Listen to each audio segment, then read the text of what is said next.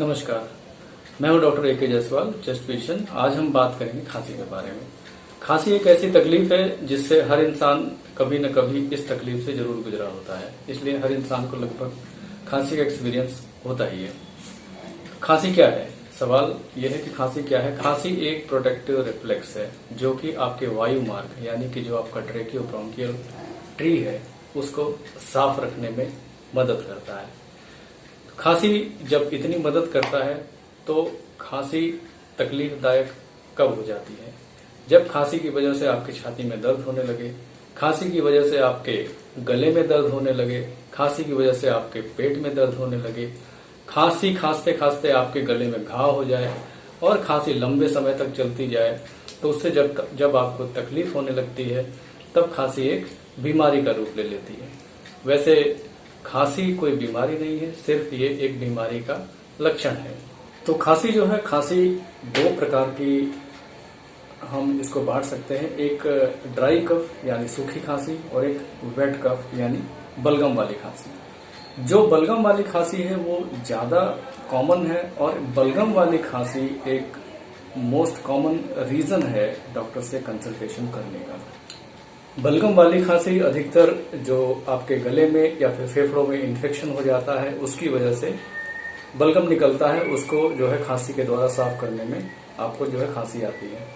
बलगम जो निकलता है वो इन्फेक्शन के कारण होता है और बलगम जो है कई तरह का हो सकता है। पीला बलगम भी हो सकता है, हरा बलगम भी हो सकता है और बलगम में खून भी आ सकता है।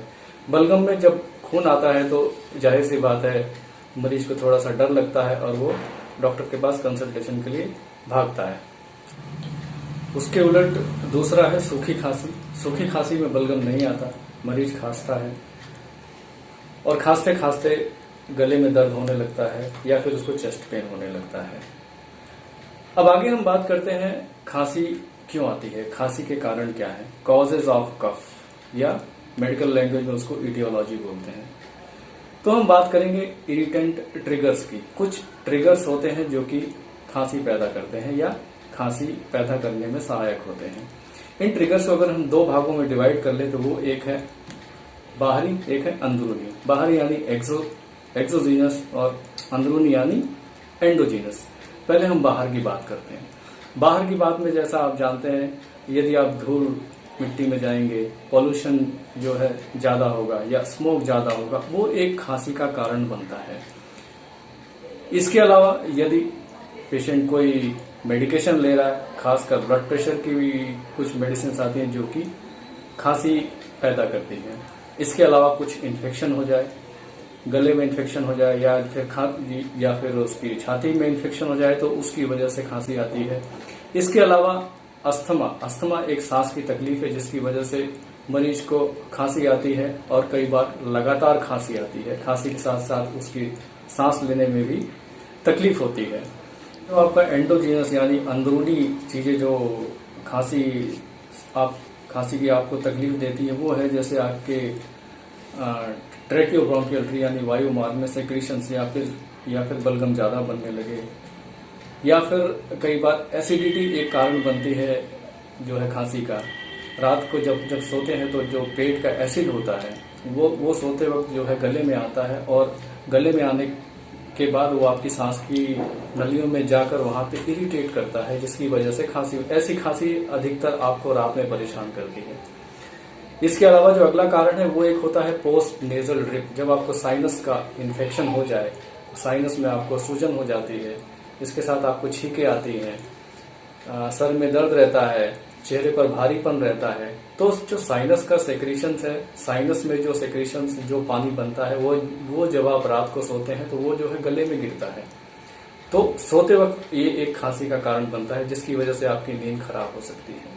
इन्फेक्शन एक अपने आप में एक कारण है, छाती का इन्फेक्शन या फिर गले का इन्फेक्शन जिसको हम एक्यूट फेरिंजाइटिस बोलते हैं, वो जो है खांसी का एक कारण बनता है।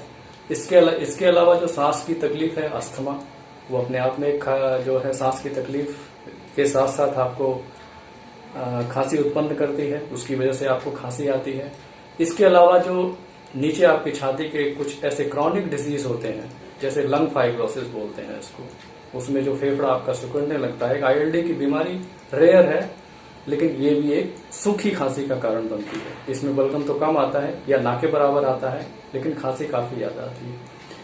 दूसरी बात ये है, ये आप जो है समझ लेंगे, वायु मार्ग जो है हमारा, वायु मार्ग में किसी तरह का प्रेशर बनेगा वो प्रेशर किसी भी कारण से हो सकता है, या आपके कहीं पे छाती में गांठें बढ़ जाएं, उसकी वजह से वायु मार्ग की जो नलियां हैं उसके ऊपर प्रेशर बन रहा है, तो वो एक खांसी का कारण बनती है।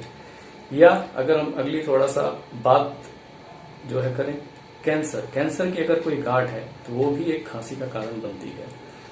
अगर वायु मार्ग या ट्रैकियोब्रोंकियल ट्री के अंदर अगर कोई ब्रोंकियल कार्सिनोमा जिसे हम कहते हैं, कैंसर की गांठ है, तो वो एक सांस का जो है खांसी का कारण बनती है। सूखी खांसी भी दे सकती है, खांसी में ब्लड भी आ सकता है, तो वो एक खांसी का कारण बनती है। दूसरा गांठ मैंने बताया, उसको लिम्फेडेनोपैथी कहते हैं। अभी हम बात करते हैं कि जब आपको खांसी से आप परेशान हैं, तो अब आप अपने जो है डॉक्टर को कब दिखाएं, आप खांसी के लिए मेडिकल कंसल्टेशन कब लें। अच्छा, मेडिकल कंसल्टेशन में जाने से पहले एक बात हम और कर लेते हैं कि जो खांसी का जो कारण है, एक इन्फेक्शन एक प्रमुख कारण है, और इन्फेक्शन को हम दो हिस्सों में डिवाइड कर सकते हैं। एक सांस की जो वायु मार्ग है उसमें ऊपर का इन्फेक्शन, यानी गले से ऊपर का इन्फेक्शन, इसको कहते हैं अपर रेस्पिरेटरी ट्रैक्ट इन्फेक्शन, और दूसरा इससे नीचे फेफड़ों में जो इन्फेक्शन होता है उसको लोअर रेस्पिरेटरी ट्रैक्ट इन्फेक्शन कहते हैं।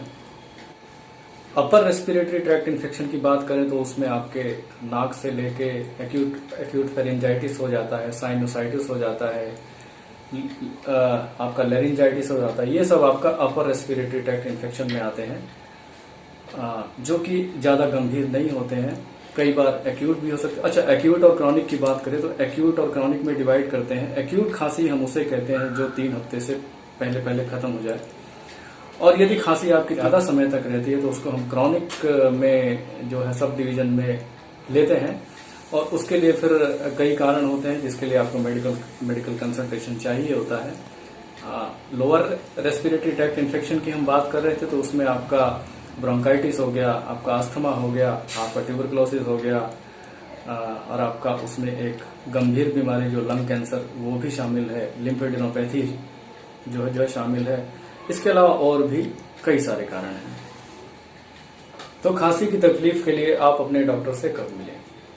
खांसी यदि आपकी शुरुआती दौर में है, 1 हफ्ते या 2 हफ्ते या 2 हफ्ते से ज्यादा लेकिन 3 हफ्ते से कम तक चलती है, और खांसी का सिरप लेने से आपको आराम आ जाता है, स्टीम लेने से आपको आराम आ जाता है, तो अच्छी बात है। लेकिन यदि आपकी खांसी 3 हफ्ते से ज्यादा चलती है, आपको सांस लेने में तकलीफ होती है, आपके बलगम में खून आता है, या खांसी में खून आता है, या आपको गले में अत्यधिक दर्द होता है, सांस लेने में तकलीफ होती है, खांसी की वजह से आपके छाती में दर्द हो रहा है और आपको आराम नहीं मिल रहा, तो आपको अपने डॉक्टर से जरूर कंसल्ट करना चाहिए। ये किसी गंभीर बीमारी का संकेत भी हो सकती है। धन्यवाद।